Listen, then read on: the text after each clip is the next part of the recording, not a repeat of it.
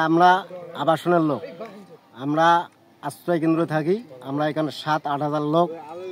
8-10 বছরতে এই ব্রিজটা দিয়ে যাওয়া আসা আমাদের হচ্ছে না।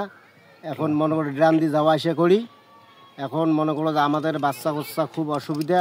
কতগুলো বাচ্চা ড্রাম থেকে পড়ে যায়, কতগুলো কাঁদতে কাঁদতে বাড়ি চলে যায়। এখন মনে করো ব্রিজটা দিলে ভালো হইতো। এই ব্রিজটা 17 সালে না 18 সালে হয়েছে। তখন মনে করেন যে 1-1.5 মাস পরেই ব্রিজটা ভাঙি পড়ছে। ভাঙি পড়ার কারণে এই যে আমরা মানুষগুলো, আমাদের এই পাশে অনেক জমি আছে, আমাদের আছে অনেক মানুষেরই জমি, বিশেষ করে অনেক মানুষেরই জমি এখানে আছে। ফসলগুলো অনেক কষ্ট করে আনা হয়, অনেক দুর্গতি। বিশেষ করে এখানে প্রায় 200-250 ঘর মানুষ আছে। স্কুলের ছাত্রছাত্রী আছে প্রায় 100-150 মতো। এই বাচ্চাগুলো স্কুলে যাইতে পারে না। বিশেষ করে বড় বন্যা হইলে একটু পানি বাড়লেই বাচ্চাগুলো স্কুলে যাইতে পারে না, অনেক দুর্গতি হয়। আমরা না হয় পুরুষ মানুষ গামছা টামছা পরে কিংবা লুঙ্গি টুঙ্গি ভিজে ডিজে মানে সাঁতার দিয়ে যাইতে পারি, কিন্তু স্কুলের বাচ্চাদের তো আর সম্ভব না সাঁতার দিয়ে যাইতে। এখন পানি কম, এখন স্রোত নাই, নদীর পানি এখন বন্ধ হয়েছে। এখন এই কুড়ায় এখন এই যে ভুড়া দিয়ে যাতায়াত করা যায়। আমাদের এইখানকার ব্রিজটা হবার পরে 1.5 মাসের পরেই ব্রিজটা ভেঙে পড়ে যাওয়ার কারণে এখানে মানুষের যাতায়াত খুব কষ্ট।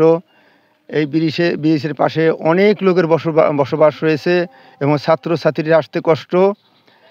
সাধারণ ড্রাম দিয়ে পার হওয়ার কারণে অনেকবার ছাত্ররা ডুবে বই পুস্তক হারাই ফেলছে।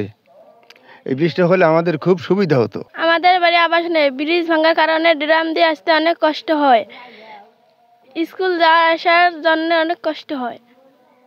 এখানে একটা ব্রিজ হলে আমাদের স্কুল যাওয়ার খুব সুবিধা হবে। ব্রিজ ভেঙে গেছে, ড্রাম দেওয়া হয়েছে, ড্রাম থেকে বন্ধু বান্ধব পড়ে যায়, বই ভিজে যায়,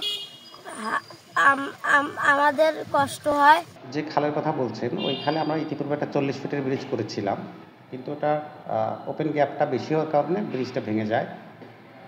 এখন পরবর্তীতে যেটা দেখা যাচ্ছে, ওটা 70 থেকে 80 ফিট গ্যাপ রয়েছে। আর আমার ডিপার্টমেন্ট দুর্যোগ ব্যবস্থাপনা ও ত্রাণ মন্ত্রণালয় সর্বোচ্চ 50 ফিট পর্যন্ত ব্রিজ নির্মাণ করে। 70-80 ফিট গ্যাপ হওয়ার কারণে ব্রিজটি আপাতত আমাদের ডিপার্টমেন্ট দিয়ে করা সম্ভব নয়।